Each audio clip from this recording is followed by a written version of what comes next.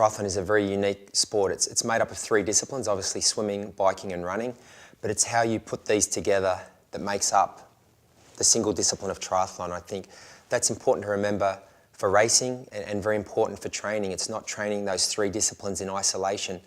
It's getting the balance just right in training so that the sessions and the disciplines complement each other.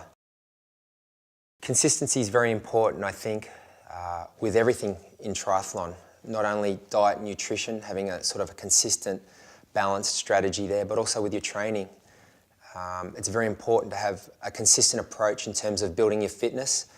That's the way the physiology of the body works. You build endurance and strength from consistent training, and it's also the way that you prevent injury by training in a consistent manner, not overloading for a week or 2 at a time and then doing nothing for a couple of weeks. A more consistent approach is the way to go in terms of building your endurance and strength from a performance perspective, but also from an injury prevention perspective.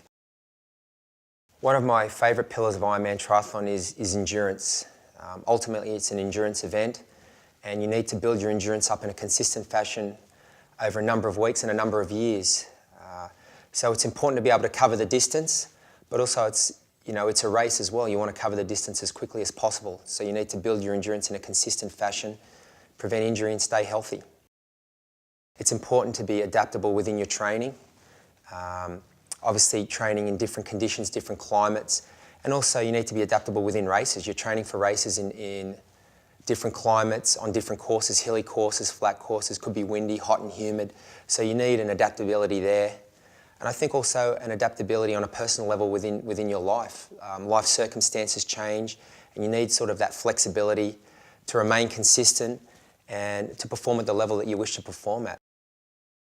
Recovery is also a very important pillar of Ironman triathlon. I think it's the most overlooked thing within our sport.